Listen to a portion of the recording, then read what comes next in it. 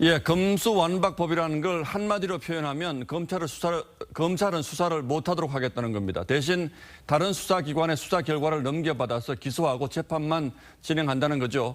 검찰 입장에서는 힘이 확 빠지는 거니까 반발할 수밖에 없는데 이렇게 되면 지금의 검찰 조직을 유지할 필요는 있는 건지 또 국민 입장에서는 뭐가 좋은 건지 주원진 기자에게 물어봐 드리겠습니다. 자, 주 기자 어서 오십시오.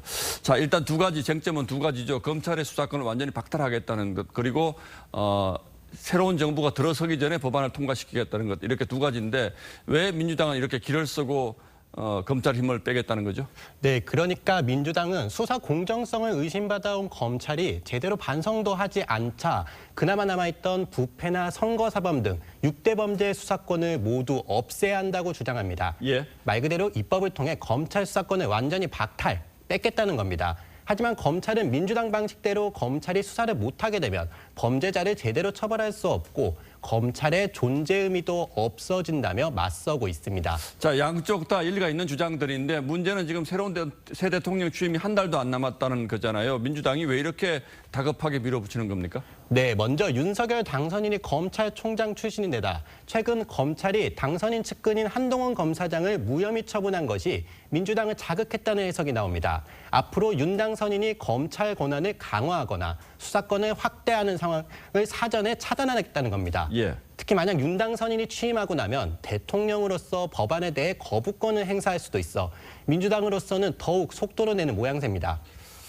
자, 그렇군요. 대통령이 이제 국회에서 법안이 통과돼 와도 이거 거부권 행사할 수 있죠. 그런데 윤석열 대통령이 취임하면 이 법안에 대해서 거부권을 행사할 수 있다. 이런 계산도 있군요. 자, 그런데 이렇게 어쨌든 이런 법안이 통과되고 나면 지금은 소위 이제 6대 범죄라는 건 검찰이 수사를 하고 있지 않습니까? 그럼 이 수사는 누가 합니까?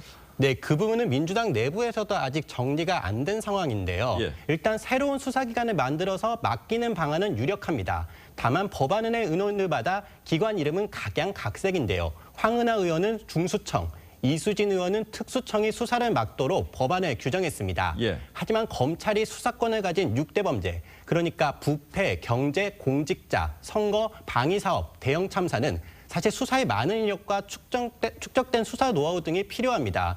결국 이 때문에 검사장을 지낸 한 변호사는 수사기관이 하루아침에 만들어지는 것도 아니고 당분간 부패나 선거범죄 수사에 공백이 생길 것이라고 지적했습니다.